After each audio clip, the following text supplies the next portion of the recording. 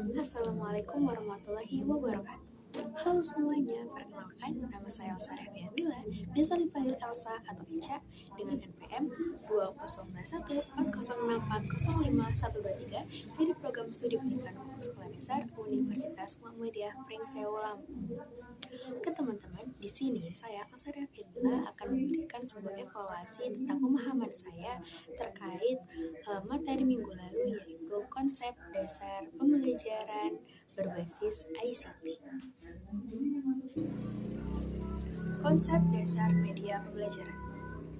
Media atau medium berasal dari bahasa Latin yang artinya pengantar atau perantara, yang artinya media digunakan sebagai alat atau pelengkap untuk mengantar sebuah informasi.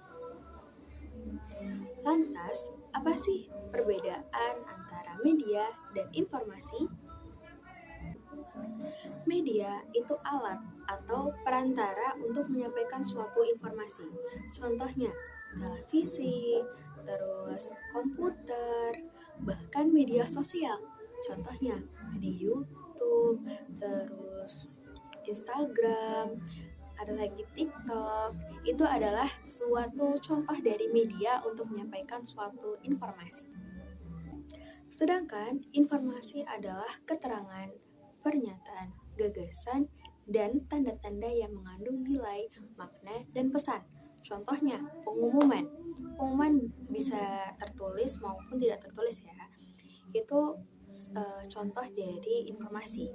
Karena pada pengumuman itu mengandung nilai atau pernyataan sebuah informasi.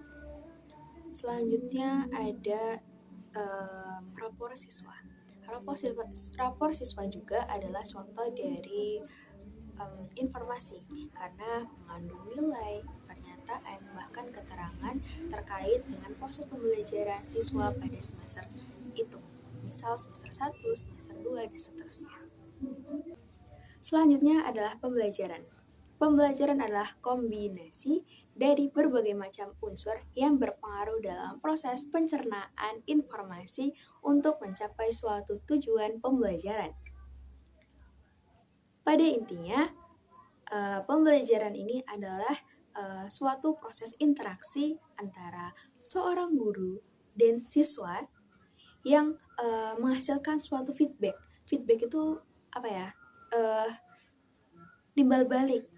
Artinya suatu informasi yang diberikan oleh guru kepada siswa mampu dicerna dengan baik, mampu dikelola, dipahami, dan dicerna dengan baik, dan siswa itu bisa paham tentang penjelasan yang diberikan oleh seorang pendidik tersebut.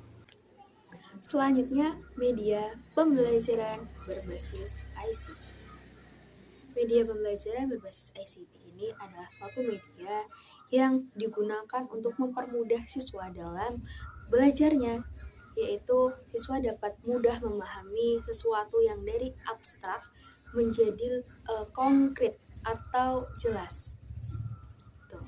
Jadi media itu digunakan juga sebagai pelengkap, digunakan untuk mempermudah siswa dalam proses pembelajarannya, digunakan juga untuk siswa lebih bersemangat dalam proses pembelajarannya. Nanti kita akan membahas tentang fungsi media pembelajaran. Selanjutnya, kita akan membahas tentang kedudukan serta fungsi dari media pembelajaran. Yang pertama, fungsi media pembelajaran, yaitu memberikan tujuan, menginformasikan mengenai tujuan pembelajaran. Pada poin ini, pastinya seorang guru mempunyai tujuan dari proses pengajarannya terhadap seorang peserta didik. Jadi, seorang guru dalam proses pembelajaran pastinya sudah menentukan apa sih yang akan mereka tuju, bagaimana mereka pergi, dan apa sih yang akan mereka tuju untuk mencapai tujuan pembelajarannya. Oleh karena itu seorang guru atau pendidik harus menginformasikan terlebih dahulu apa tujuan pembelajaran pada semester kali ini. Misal tujuan pembelajaran kali ini yaitu siswa mampu mengenai apa itu pembelajaran berbasis ICT dan apa saja media pembelajaran berbasis ICT dan bagaimana cara menggunakan media pembelajaran berbasis ICT. Selanjutnya, fungsi media pembelajaran yang kedua yaitu memotivasi peserta didik. Oke, di poin ini memotivasi peserta didik yaitu media pembelajaran ini bisa memotivasi untuk peserta didik ini lebih giat, lebih aktif, lebih cerdas, lebih lebih suportif dalam proses pembelajarannya. Jadi seorang guru harus pintar dalam memilih media pembelajaran yang tepat, media pembelajaran yang akan memotivasi peserta didik untuk meningkatkan proses pembelajaran yang meningkatkan nilai dan tujuan pembelajaran siswa. Yang ketiga yaitu menyajikan informasi berupa dasar, pelengkap, dan pengayaan. Jadi media pembelajaran kan bukan hanya sekedar media elektronik atau media sosial saja. Media pembelajaran bisa sebagai LKS atau buku dan lain-lain. Itu juga berisi dasar, pelengkap, bahkan pengayaan yang bisa memotivasi bahkan sebagai sumber belajar peserta didik. Yang keempat, menstimulus interaksi maupun diskusi peserta didik. Jadi media pembelajaran juga bisa digunakan untuk menstimulus peserta didik untuk berinteraksi bahkan berdiskusi untuk membahas terkait media pembelajaran, terkait metode bahkan materi-materi pembelajaran pada kelas tersebut. Yang kelima adalah mengarahkan aktivitas peserta didik.